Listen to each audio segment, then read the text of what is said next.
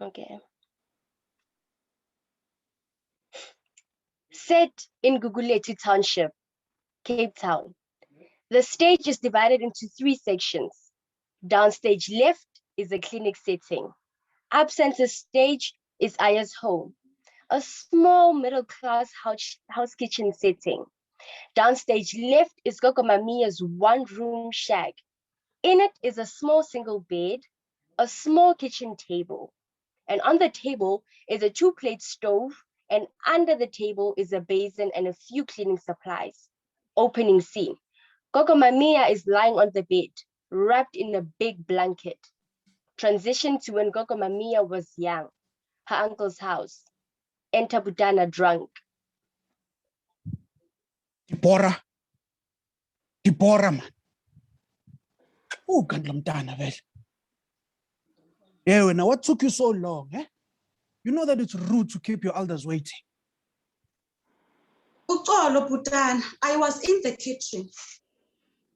Oh, I'm Ndiyabona, man, eh? You're just cooking for your older brother.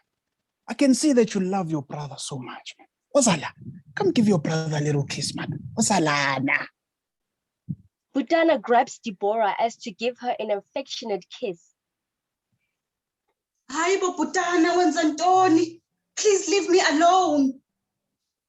Deborah manages to get off Bhutana and heads for the door. I can see that you are taking advantage of the fact that Utatomnqwili and Umakazi are not here. Coming into the house drunk, sis.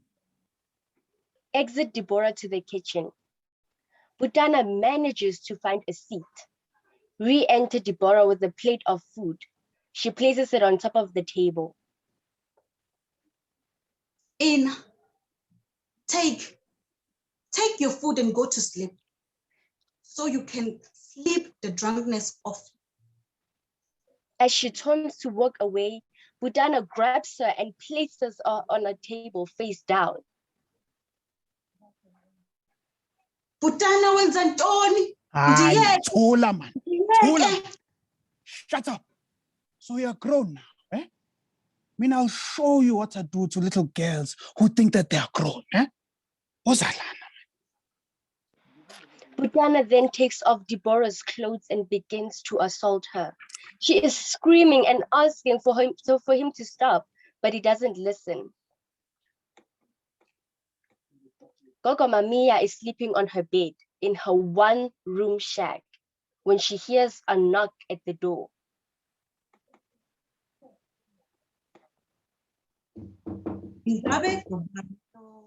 Gogo. Ingabe ngubani lo? Ngena. The door is open. Molo mama. Igama lam ndinguZikhona. Ndisebenza eKTC Vuyolethu Health Center. Ndingunurse phaya.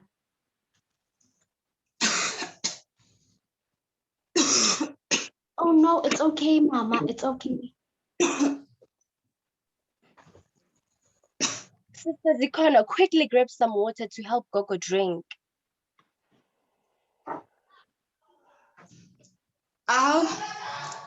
Enkosi mntanami. Oh, thank you for visiting me. I hardly get visitors. Uyabona, I've been sick for quite some time now. I can tell that I'm getting closer and closer to my grave. Hi, mama. Suthetha njalo, don't say that. It is true, Anam.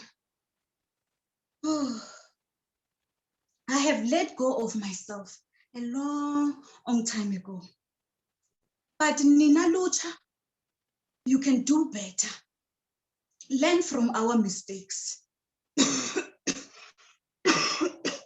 I call Mtanam for talking too much. It's just that I'm used to staying alone. It's okay, mama. Mama, I don't mean to be intrusive. Kodwa ke, why haven't you been taking your treatment? I mean, why did you stop going to the clinic, mama?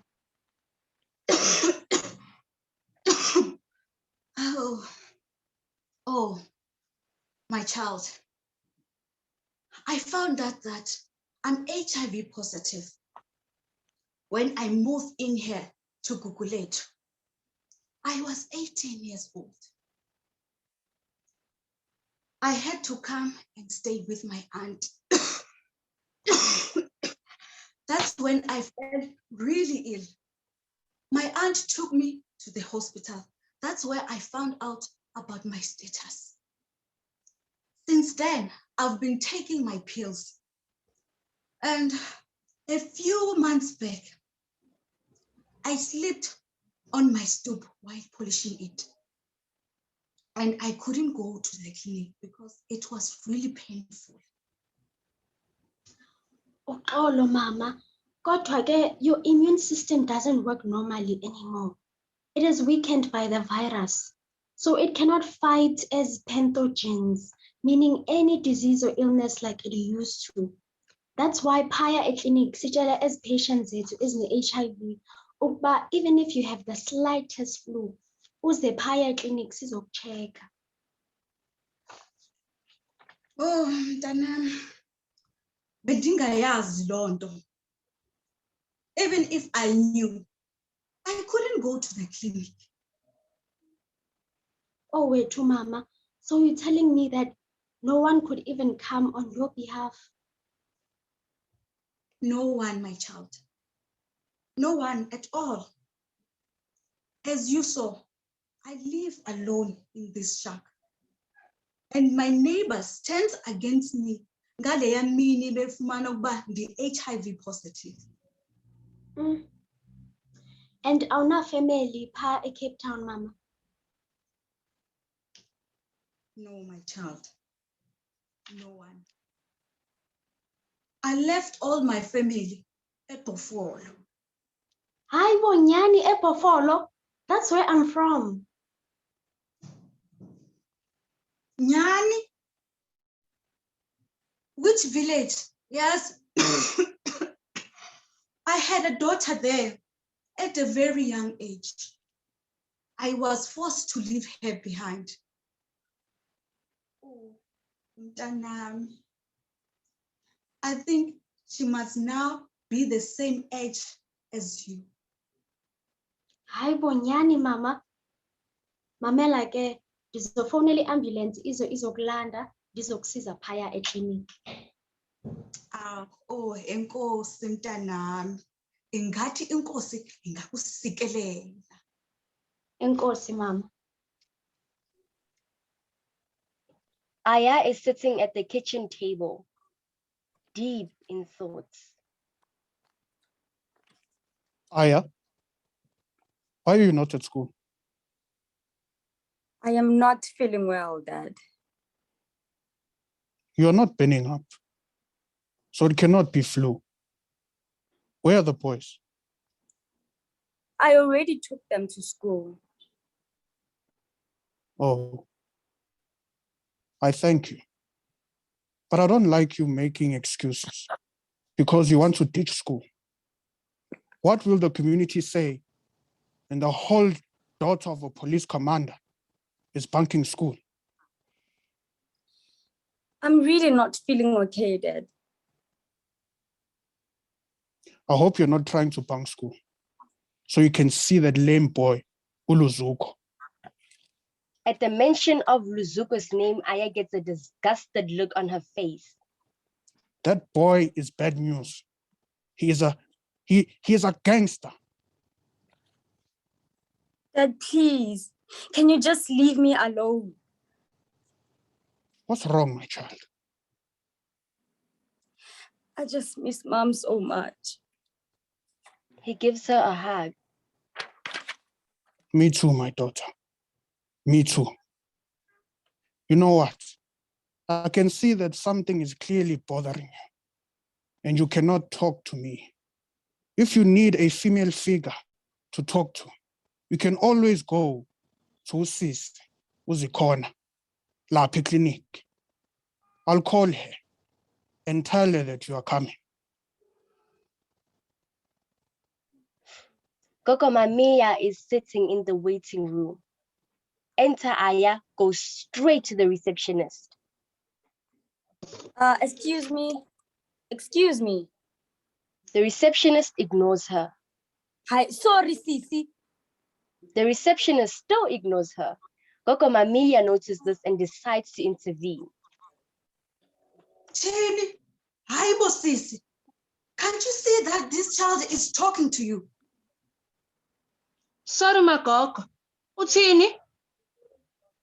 I'm saying that the young lady is trying to get your attention. Oh, I didn't see her. Hayibo. Oh, is that often Capra voice alone? Orphan. I am not an orphan. I have a father and had a mother who loved me very much. So when you want to gossip about something, get your facts correct. Hey, Now I'm going to see Isiqalekiso. Ukhona. Hey, you are the one who needs to get the facts correct. When you are found by the river by the lady you call your mother, clearly your real mother wanted nothing to do with you. And I don't blame her. Hayibo.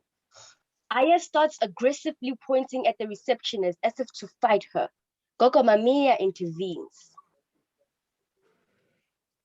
Come, my child. Come, sit next to me. Leave that bull alone. Myeke. Nami, I'm waiting for usister's call. So when she sends for me, you can see her as well. Aya goes and sits next to Gogo Mamiya. So tell me, Sanalwam, what is your name and what brings you here? Aya is hesitant to tell Gogo Mamiya what's going on. It's okay. I understand. You don't know me, so why would you talk to me? I will start. My name is Deborah Zodwa. Hayi uzodwa wabantu.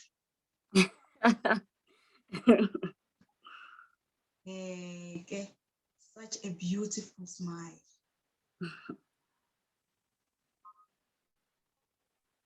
I appreciate you trying to cheer me up. I don't think I can be cheered up after what I've heard. Kodwa, you don't know if what that lady told is the truth. It could be gossip for all we know. Even if it's the truth, did you have a bad childhood? No. So there you go. Your parents did a great job with you. And they are your parents, even if they didn't give birth to you. Can I tell you my story? Ewe. When I was 16, I was sexually assaulted by my brother. What?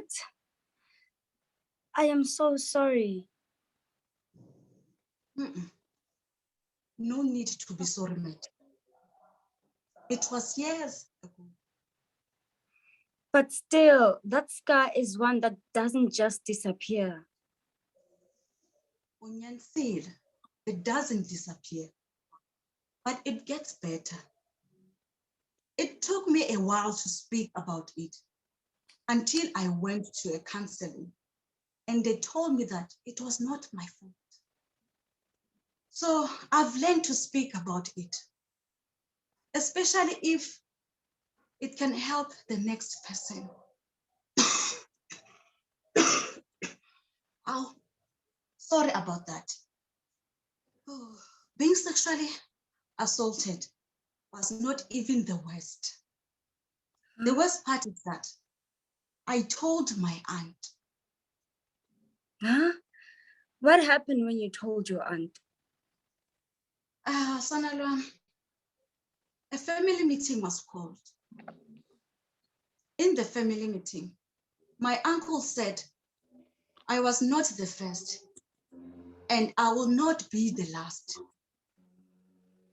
And I should be glad that I was able to save my brother.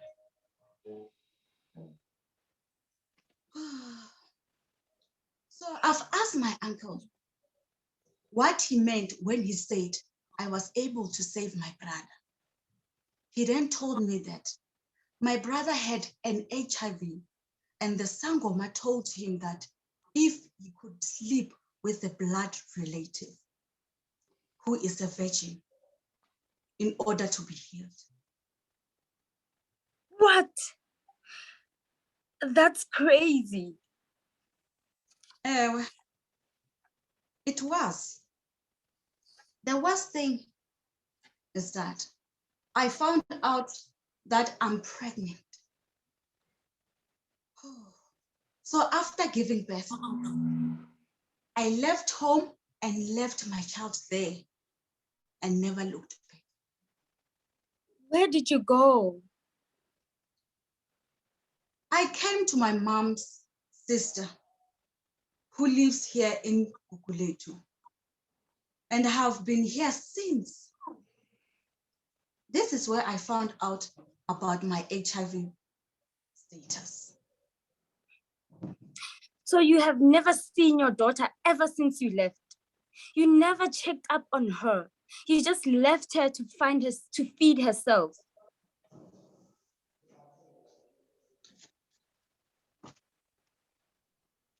Haike, I hope I'm not disturbing anything, Pa. Aya, please come with me. Aya and Sister Zikona walked to her office. I got a call from Utataku, and he's really worried about you, Aya. Would you like to explain to me what's going on? My dad, explain. How do I explain that I was raped by my own boyfriend and now I'm pregnant? How do I explain that? How do I begin to explain it, huh? Because it doesn't make sense to me either. Sister Zikona embraces her and comforts her. She gives her some water to drink. Hi, Vuyolethu. So how long have you been sitting with this Aya? 2 months. You, 2 months, Aya? 2 months. You have been quiet all along. You must have been dying all along with no one to talk to about this. It is wrong. It is wrong of me to want to just die. It's absolutely understandable. I understand exactly what you're going through, Mtana. Please don't pretend like you know what I'm going through so just you can make yourself feel better. Nothing can make me feel better. I just want to die. I just want to die. Mamela, Mtana. I'm not saying that to make you feel better. I'm saying that I went through the same thing. I was gang raped when I was your age. I also fell pregnant. I was raised by a drunken father who never told me what happened to my mother. I was emotionally abused and treated like a slave. So I worked very hard in Tanam. I worked hard in school and ended up getting a scholarship to come study a CPTU. I didn't know anyone up at Ekap, so I had to look for a place to stay. I found Intombazana who took me to her mother who was renting out a back room up at Vuyolethu. So I took the offer and I came to stay here. One afternoon, I was studying and it became very dark outside. I then took a walk. When I reached the corner, Mtanam, I met a group of boys standing by the corner. One of them grabbed me and assaulted me. Wabiza nezichomi zakhe. They took turns, Aya. I then found out that I was pregnant. I decided, Upa, I can't keep this child. So I left the baby by the riverbed. No day doesn't go by, Aya, without me thinking of that child. I wonder if she's still alive. Aya is in shock. She stands up and runs out.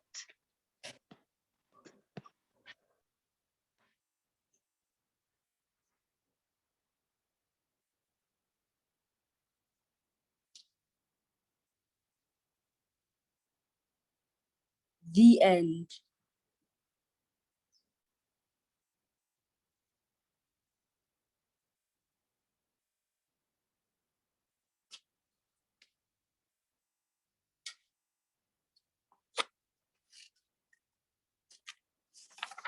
Blackout.